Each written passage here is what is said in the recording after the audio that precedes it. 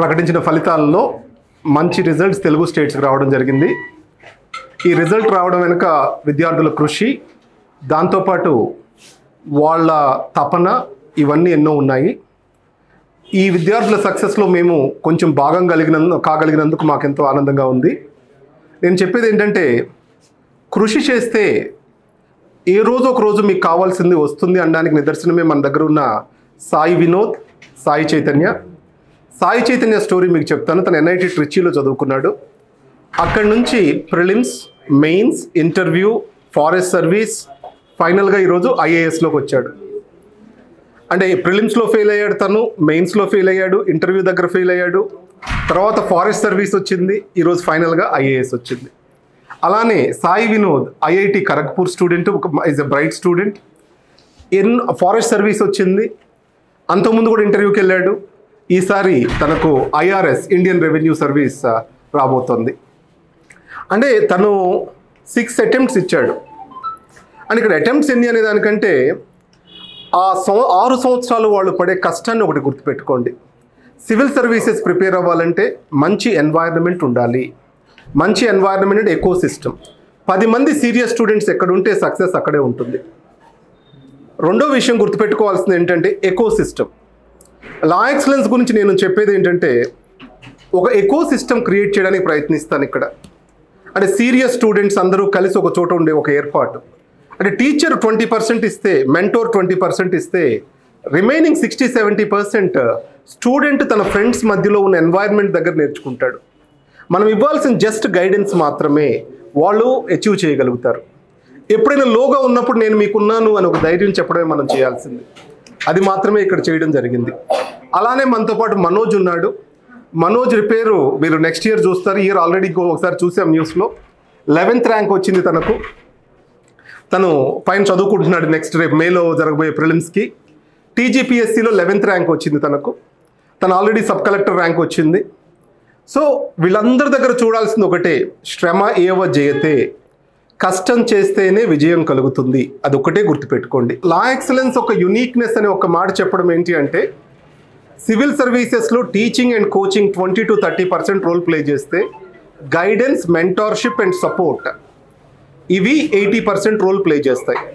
ఒక మంచి eco system ఉండడము అంటే, ఇప్పుడు నేను చెప్పినట్లు NIT ట్రిచీ పిల్లలు 3 క్లియర్ చేశారు. బన్నా వెంకటేష్, సాయి, పవన్ కళ్యాణ్ 3 క్లియర్ చేశారు.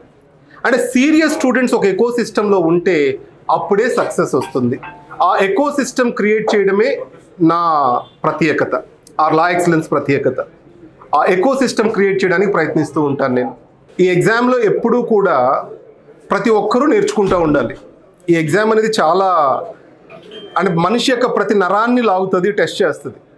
ఎంతో కష్టపడుతూ ఉండాలి. దాంతోపాటు ప్రతి ఒక్కరూ నేర్చుకుంటూ ఉండాలి. ఆ నేర్చుకోవడం అనేది పలు రకాలుగా ఉంటుంది. పుస్తకాల్లోంచి నేర్చుకునేది కాదు.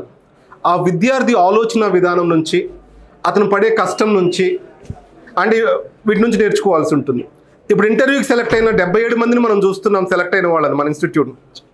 కానీ అలానే 100 మంది సెలెక్ట్ అవ్వని వాళ్ళు కూడా ఉన్నారు. వాళ్ళ హ్యాండ్ హోల్డింగ్ చేయాలి, వాళ్ళని చేతితో పట్టుకొని వాళ్ళని పైకి తీసుకురావాలి. అది సక్సెస్ అంటే, అది ఎకో సిస్టమ్ అంటే. ఆ 100 మందిని మర్చిపోకూడదు మనం. వాళ్ళ వెనక కష్టపడి ఇంకో 1000 మంది చదువుకుంటున్నారు. ఆ 1000 మందిని మనం మర్చిపోకూడదు. Thank you very much and let them talk now. 630 నాకు ఇయర్ 68 వచ్చింది. చాలా ఆనందంగా ఉంది ప్రస్తుతానికి అయితే. Moreover my father is a police constable and my mother is a government teacher అండి. And you made them proud today. Thank you sir. Moreover, I specially want to mention my home place, which is Palsibi Tanda, sir, which is actually very border to Maharashtra. ఊరు తర్వాత Maharashtra border అండి. ఊరు ఉన్నట్టు కూడా అట్లా district చాలా మంది తెలియదు. సో అక్కడి నుంచి వచ్చాను. IAS అయ్యేది అంటే చాలా ఆనందంగా ఉంది. Moreover finally law excellence institute అనేది నాకు చాలా హెల్ప్ఫుల్ అయింది.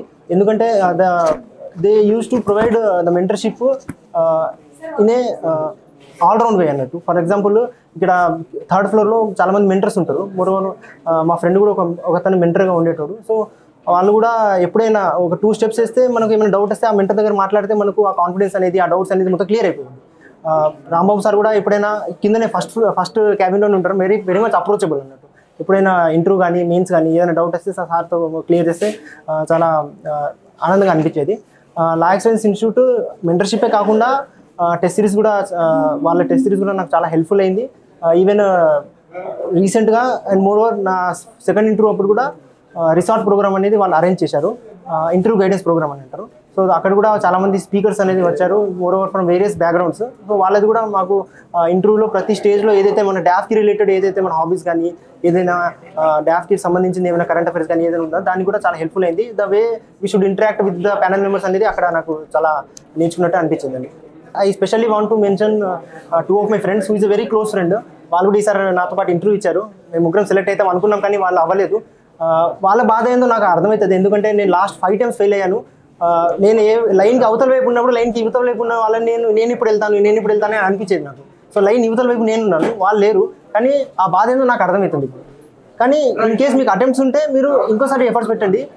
ద ఫిలాసఫీ ఆఫ్ నిష్కామ కర్మ అని అంటుంటారు, అంటే మనం ఎఫర్ట్స్ పెడుతుండాలి, ఏదో ఒక రోజు రిజల్ట్ అయితే వస్తుంటుంది.